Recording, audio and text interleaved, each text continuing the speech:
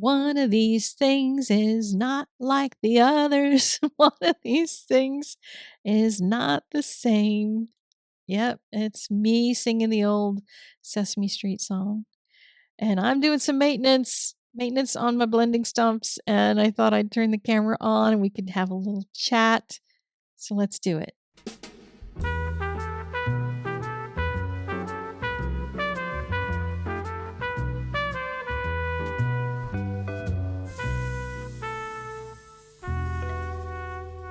I discovered the hard way that I needed to do some maintenance. I was working with the blending stumps for this class that I was producing, and it's all live and available. It's the Color Pencil Hex Art class. It's got 42 techniques in it, and there's a bunch of wet blending that we use, and we also use the blending stumps for dry blending. And I was just, sitting here on my desk using them. I only had, in my drawer full of blending stumps, I only had like 4 or 5 of them that were clean. Everything else needed taken care of, and I just was too lazy to do that, to have more of them sitting around so I'd have more colors available. Usually when I work on a project, I have enough blending stumps for the number of colors that I have, or at least the overall number of hues. I might share it between a few colors, but I don't usually limit myself to so few when I have this many things to draw. And in the class, by the way, it is a level 4, so there is some drawing involved. We're working with photos. The photos are sized to the hexagons, so you'll be able to see how they all fit together and everything, but it is a level 4, so just know you're going to do some drawing in the class. But I accidentally grabbed one that I thought had gray on the end of it. Because you know how when blending stumps get dirty, sometimes just the tip is dirty and it looks like it's one color. You think it's one color and it's actually another, and you're too lazy to test it. Yeah, well, I did that, and I ended up with one of my rocks. My little rock picture got a little green, so I called it lichen. But I realized at the time that, okay, I needed to do something, because that was going to be the end of my pencil work for a while till I cleaned up my blending stumps, or else I'd have to just go buy more. And I decided I was just going to go dig them all out. I have this huge drawer full of them because apparently I just keep buying them and people buy them for me. Somebody had given me a big box of them that needed cleaned and I never cleaned them. So I said, okay, fine. I'm just going to do it all at once. And the way that I clean them the best, that I find works best, is just using a knife. A nice brand new fresh blade, which I always have to go dig out and find and remember where I put them. And I get a pair of scissors as well, detail scissors, because I don't always get that perfect, and you can kind of lop off any extra little pieces. And then you end up with a fairly clean blending stump with nice clean sides on it. They are angled sides. If you use a file or sandpaper or something, it gets very soft. Just the sides get kind of raggedy, almost like fabric, kind of soft. And for some techniques, that's good. And for other techniques, I prefer something crisp that feels like a brand new blending stump. But I decided to try something because somebody had told me, or I had seen somewhere, that you should just put your blending stumps in your pencil sharpener. And I said, oh, let me try that. See if that's easier than all of this. And I did get my new AFMAT USB rechargeable, and I thought, let me try it. But what it did was make the outside of it really, really, really soft. And it even made the whole tip kind of wiggly, wobbly soft. So if you pressed on it, it kind of flooped like a brush. So that was not going to work very well. I tried it on a couple different sized ones to see if it would work. It didn't do really great. I mean, they did fit in there for the most part. Not the really big one, but most of them fit in there. And if you don't mind a soft blending stump end, that could be a good solution. But I find that a really sharp knife works a heck of a lot better. So unfortunately, I didn't do this before the class. I should have done it, kicking myself for not. But, whatever. Sometimes I just do things in the wrong order. Maybe you've done that too. Tell me if you have only done your maintenance when you were forced to, because There was nothing left to use, and I just didn't feel like going and buying more blending stumps. I still have all of these.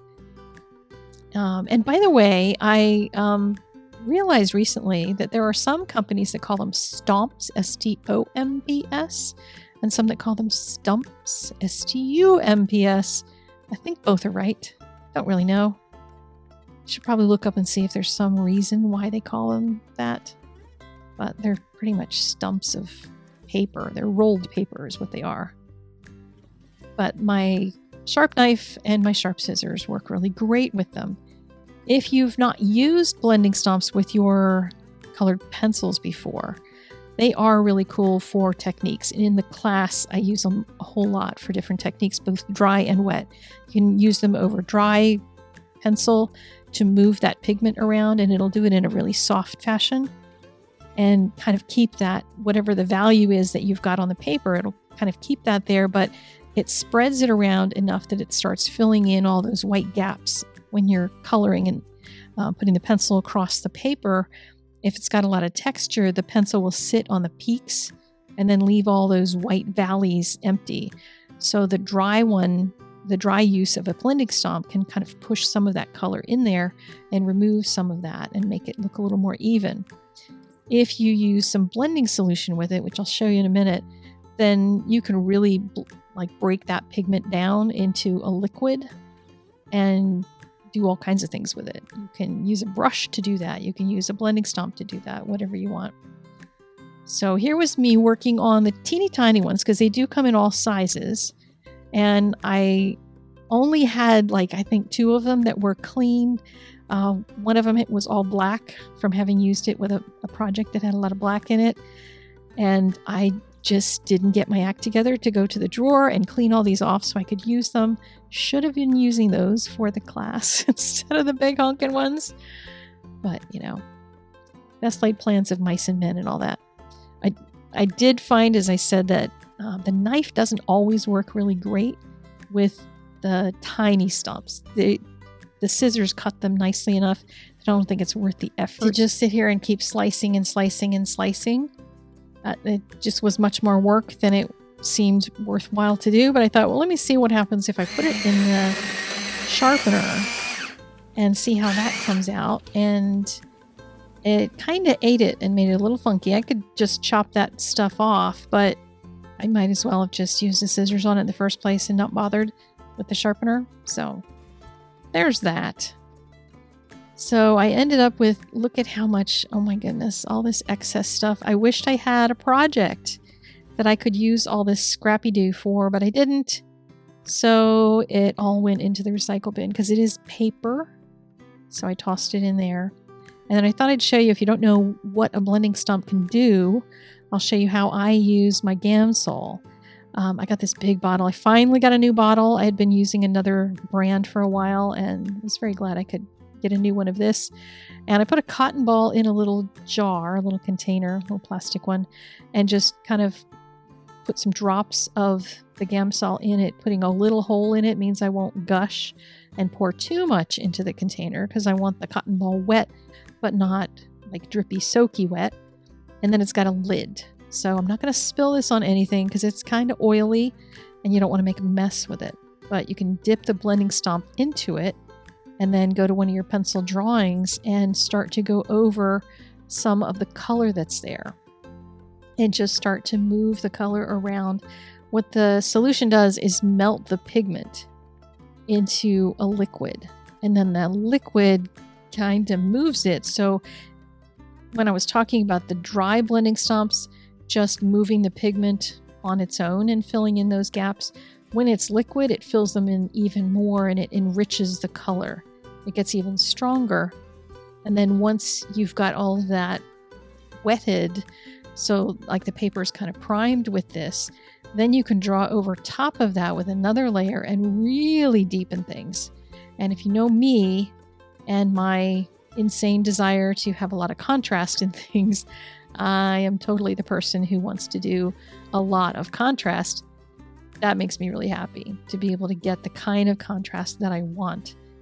And you don't have to always use the darkest of colors that way because you can just layer the colors already in your image and just enrich them and deepen them, and you get really great shadows.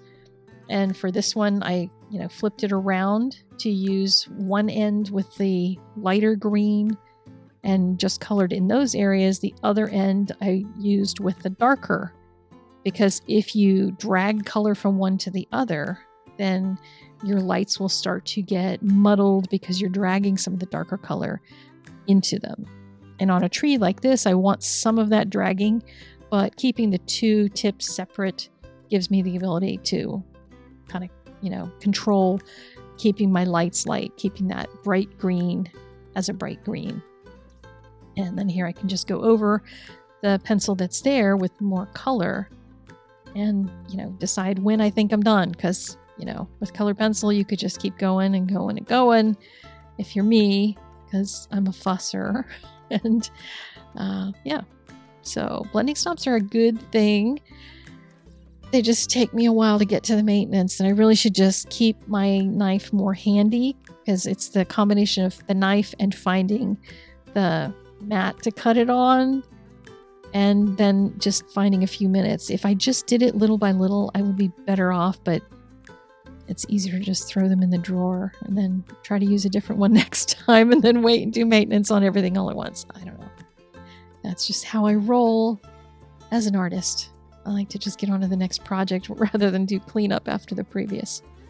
So this guy, you can see on the left, I've done a lot of that blending and extra layers and stuff with the Gamsol. On the right-hand side, you can see the comparison for not having done it.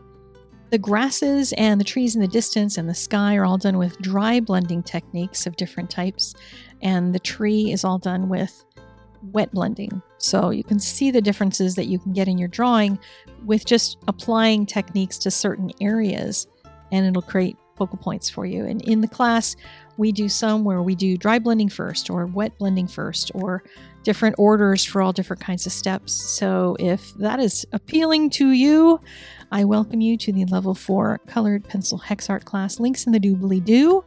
If you're interested in that, remember there is a discount if you're watching this video within a short period after it goes live. So check the date, and yeah, I will see you again very soon. I am going to be super busy for the next couple days going to a trade show, but I will be back next week with more creativity, and I'll see you then. Have a great weekend. Bye-bye.